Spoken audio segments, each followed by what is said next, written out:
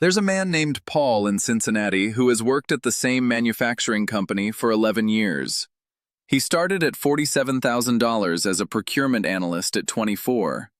He has received a performance review every year without exception.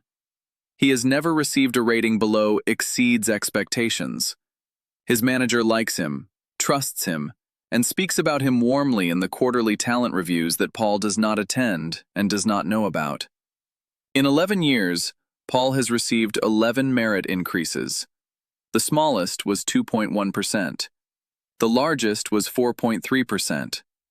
His current salary is $67,400, an increase of $20,400 over 11 years of genuinely strong performance at a company he has served with real loyalty and real competence. Last month, Paul's colleague Marcus, who started at the same company 2 years after Paul at the same salary, performed at a comparable level for 4 years, and then left for a competitor, was recruited back by a different division of Paul's company at a salary of $94,000.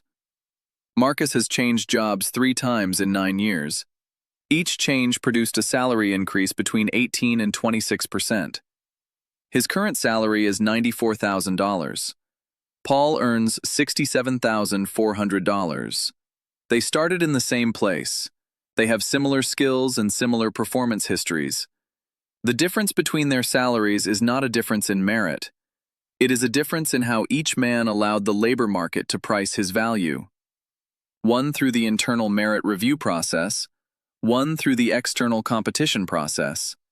And the two processes produce systematically different outcomes that compound into a gap most people never calculate until it is sitting across a conference room table, earning $26,600 more per year for the same work. The data behind job tenure and compensation growth is one of the most consistently misunderstood relationships in personal finance, and the misunderstanding is costly in a way that compounds annually with the reliability of a fee schedule. According to a 2023 analysis by ADP Research Institute tracking compensation data across 1.2 million workers, employees who stayed at the same employer for more than 2 years received median annual pay increases of 3.2%. Employees who changed employers received median compensation increases of 14.8% at the point of transition. A separate 2024 analysis by the Bureau of Labor Statistics found that the median wage growth for job changers over a 5-year period exceeded the median wage growth for job stayers by approximately 50% in cumulative terms, controlling for industry, occupation, and education level. The Forbes Human Resources Council's 2024 compensation benchmarking data found that external hires into positions requiring 3 to 7 years of experience are paid an average of 18 to 20% more than internal promotions into the same roles. The same skills, the same job description, the same performance standard, priced at a systematic premium when the candidate arrives from outside rather than from within. This is not a coincidence or an anomaly. It is the logical output of how compensation systems in most organizations are designed. And understanding the design is the beginning of navigating it correctly. Here is the reframe that restructures how you think about the relationship between your employer and your earning potential for the rest of your career. Your employer sets your salary based on what it costs to retain you, not based on what you are worth in the labor market. These are not the same number. They are often meaningfully different numbers, and the gap between them is the compound cost of job loyalty that almost nobody calculates and almost everybody pays. The mechanism that produces the retention pricing model is straightforward once you see it. When you accept a job offer, your employer establishes your salary based on external market competition, the rate required to recruit you away from your alternatives. From that point forward, internal merit increases are calibrated to the minimum required to keep you from leaving, which in most compensation systems means they are tied to an internal budget, a salary band midpoint, and a performance multiplier that together rarely produce increases above 4 to 5%, regardless of what the external market for your skills is doing. If the market for your skills is growing at 8% annually, as it has been for software engineers, nurses, supply chain professionals, financial analysts, and dozens of other fields over the past 5 years. A 3.2% annual merit increase is not keeping you whole against external competition. It is producing a growing gap between what you earn and what you would earn if you allowed the external market to reprice you. That gap is called pay compression, the narrowing of the difference between a senior employee's salary and a new hire's salary. And it is a structural feature of most compensation systems rather than an oversight. The longer you stay without an external repricing event, the wider the gap grows. Let me show you exactly what pay compression does to two careers across a working lifetime, because the cumulative number is the one that makes the Thanksgiving dinner conversation with Paul and Marcus finally make sense. Take two people, both 26, both starting in marketing analytics at $54,000, both strong performers, both with legitimate career ambitions. Call them Lauren and James. Lauren stays. She is loyal. She is valued. She receives strong reviews. And she receives merit increases that average 3.4% per year across her career. Her employer considers her indispensable, which means they work hard enough to keep her, but not hard enough to reprice her against the market's actual assessment of her value. At 36, 10 years in, Lauren earns $75,800. James stays for 4 years, then leaves for a competitor at a 21% salary increase, $65,300. He stays at the new employer for 3 years, receives modest merit increases, then moves again at a 19% increase, $84,800. He does this a third time at 37. Another move, another 17% increase, $99,200. James is 37. He earns $99,200. Lauren is 36. She earns $75,800. They began at the same starting line. The gap between them is $23,400 per year, a gap that will continue widening with every merit cycle Lauren receives inside a system that prices loyalty at retention cost, and every market move James makes that reprices him at external competition cost. But here is where the arithmetic becomes genuinely staggering. The gap between Lauren and James is not $23,400. It is every raise, every retirement contribution, every employer 401k match, and every invested dollar that will compound forward from the divergent salary bases for the remainder of both their careers. At 8% annual returns, $23,400 per year in salary difference, invested from age 37 forward for 28 years, is approximately $2,287,000 in terminal wealth difference at 65. $2.2 million. Not from taking extraordinary risks, not from starting a business, not from a lucky stock pick. From two different answers to the same question that every worker faces repeatedly across a career. Do you allow the internal merit system to price your value? Or do you periodically allow the external market to do it instead? The psychological resistance to job changing, the specific anxiety that keeps people in Lauren's position long past the point that the financial case for moving has become unambiguous, is worth understanding precisely because it is the mechanism the compensation system relies on to maintain the pay compression gap. 3 documented behavioral tendencies operate in concert to produce the inertia. The first is loss aversion applied to workplace relationships. When you have been at an employer for 3 or more years, you have accumulated a set of social assets, relationships with colleagues you genuinely like, a manager who understands how you work, institutional knowledge that makes your current role feel manageable in ways a new role would not immediately feel. These are real assets with real value.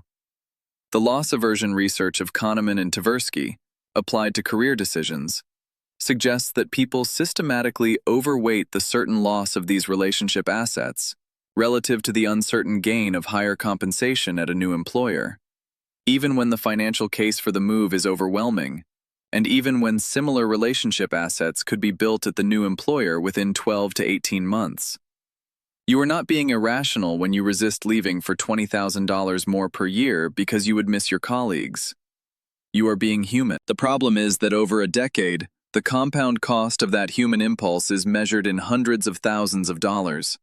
The second is the status quo bias, the documented preference for the current state of affairs over any change, even when the change would objectively produce a better outcome. In career terms, status quo bias expresses as the feeling that your current job is known and therefore safe, and that a new job is unknown and therefore risky, regardless of the actual risk differential. The known job has a compensation ceiling you have already observed. The new job has a compensation ceiling you cannot see from here. Status quo bias causes you to treat the visible ceiling as comfort and the invisible ceiling as threat, the opposite of how a financially optimizing decision maker would evaluate the same information. The third is what organizational psychologists call golden handcuff syndrome, the accumulation of employer-provided benefits whose value is tied to continued tenure and whose loss creates a specific, calculable retention incentive.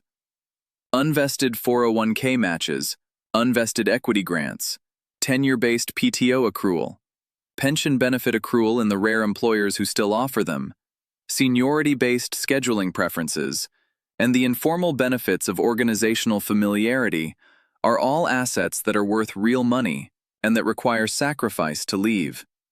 These are not trivial. A $15,000 unvested 401k match forfeited upon departure is a real cost that should appear in any financial analysis of a job change decision. The question is whether that real cost is larger or smaller than the compensation gap that staying perpetuates over the following 3 to 5 years. And in most cases, after the first 2 to 3 years of employment, when unvested matching contributions are typically the largest, the answer to that question favors leaving by a meaningful margin. Now, here is the part of this conversation that is usually missing from the job-hopping advocacy content that populates career advice media. And it is missing because acknowledging it produces a more complicated picture than the simple instruction to leave every 2 years for more money. The optimal career strategy is not promiscuous job hopping with no regard for skill development, relationship building, or institutional depth. It is deliberate market repricing at the specific intervals when the external market's valuation of your skills has diverged sufficiently from your internal compensation to justify the transition costs. And the transition costs are real, including the productivity dip at a new organization, the loss of unvested benefits, the relationship reconstruction period, and the career momentum interruption that a poorly executed or poorly timed move can produce. The research on job change and compensation supports strategic movement, not reflexive movement. The workers who maximize lifetime earnings are not the ones who change jobs most frequently. They are the ones who change jobs at the right intervals, for the right reasons, with a clear understanding of what the move is and is not accomplishing. What that looks like in practice is a career strategy built around one specific discipline that most workers never develop: continuous monitoring of your external market value, independent of your employer's assessment of it. Your employer's performance review tells you what your employer thinks you are worth. The external market tells you what someone else would pay to acquire you. These two assessments diverge over time in the direction of pay compression, and the only way to know how wide the gap has become is to measure it periodically against the external standard, rather than accepting the internal one as the authoritative price. Do you know what your current role would pay at 3 other employers in your market right now? Not a vague sense of it, but an actual number with a range, sourced from current job postings for comparable roles and from salary data for your specific title and geography. Because I think most people could not answer that question within $15,000 of accuracy. And the inability to answer it is precisely the information gap that compensation systems are designed to maintain. An employee who knows their market value is an employee who makes informed retention and movement decisions. An employee who does not know their market value is an employee who accepts the internal merit system's assessment as the complete truth about what their skills are worth, which is the most financially costly form of ignorance available in the professional labor market. The career strategy framework that this data supports has 4 elements that operate as a system rather than individual tactics. The first element is annual market compensation research, conducted independently of and in advance of any internal performance review cycle. Once per year, spend 3 hours assembling current compensation data for your specific role, your specific level of experience, and your specific geographic market from a combination of LinkedIn salary, Bureau of Labor Statistics occupational employment and wage statistics, Glassdoor, levels.fyi or pay scale depending on your industry, and 3 to 5 current job postings for directly comparable roles at employers in your market. The number you arrive at is your market rate. If your current salary is within 10% of your market rate, your employer is compensating you competitively, and the case for an immediate move is weak. If your current salary is more than 15% below your market rate, pay compression has occurred, and the case for either an internal correction conversation or an external move has become financially meaningful. If your current salary is more than 25% below your market rate, you are subsidizing your employer's labor budget with your loyalty, and the compounding cost of that subsidy is already substantial. The second element is the internal correction attempt before the external move. Before initiating a job search, request a meeting with your manager specifically about compensation alignment with market rates. Bring your market research as documentation, and make the case for an adjustment. Phrase it as market data rather than personal negotiation. You are not asking for more because you want more. You are presenting evidence that your compensation has drifted below the market rate for your skills, and asking whether the company wants to correct it, or whether you should draw your own conclusions. A significant percentage of managers, when presented with specific market data by a valued employee, will pursue an off-cycle compensation adjustment rather than risk losing the employee. This is not guaranteed. It is, however, worth attempting before absorbing the transition costs of an external move, because a successful internal correction produces the compensation outcome at zero switching cost. If the internal correction is refused or produces an inadequate result, you have established that the gap is real and that your employer has chosen not to close it. Information that changes the emotional calculus of leaving considerably. The third element is maintaining an active professional presence in your market, regardless of whether you are currently seeking employment. This means keeping your LinkedIn profile current with specific accomplishments and current responsibilities, maintaining relationships with former colleagues, attending occasional industry events, and accepting recruiter conversations as market research, rather than rejecting them as disruptive. The worker who has been in passive market contact consistently is the worker who receives a compelling external offer with a short decision timeline and can evaluate it against current market data rather than scrambling to assess the opportunity from a position of informational deficit. Passive market contact also changes your negotiating posture in internal compensation conversations. An employee who is visibly employable externally has more credibility in a retention conversation than one who has signaled through years of inaction that external options are not seriously contemplated. The fourth element is the 2-year review, a calendar entry, set once and renewed indefinitely, that triggers a structured reassessment of your compensation position every 24 months.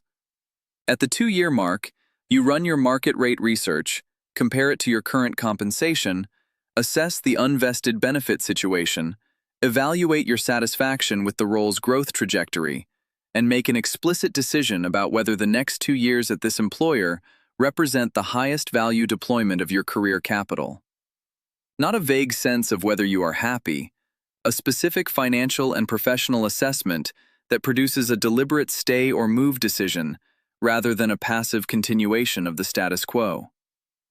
The worker who makes this decision explicitly every 2 years and chooses to stay is in a fundamentally different position than the worker who stays because they have never made the choice at all. One of them is there by design. The other is there by inertia.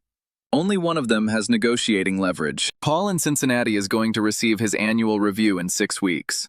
His manager is going to tell him his performance has been exceptional and present him with a 3.6% increase that will take his salary from $67,400 to $69,824.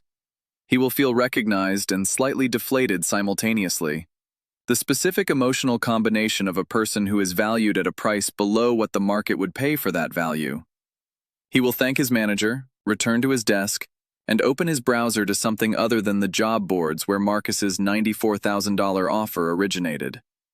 He will tell himself that stability is worth something, which is true, and that the gap between his salary and Marcus's would narrow over time, which is not supported by the data, and that what he has built here over 11 years has a value that a number cannot capture, which is also true, and also not a substitute for a number. The 3.6% increase will deposit in his checking account on the 1st of next month. The $26,600 annual gap between Paul and Marcus will grow to $27,500 by March, with the merit cycle applied to Marcus's higher base. And the cumulative cost of 11 years of being priced by retention rather than competition will continue compounding in a direction Paul has never calculated, toward a retirement balance that will reflect not what 11 years of exceeds expectations was worth in the labor market, but what it was worth to a single employer who had every incentive to keep the price of Paul's loyalty as low as the minimum required to ensure that Paul never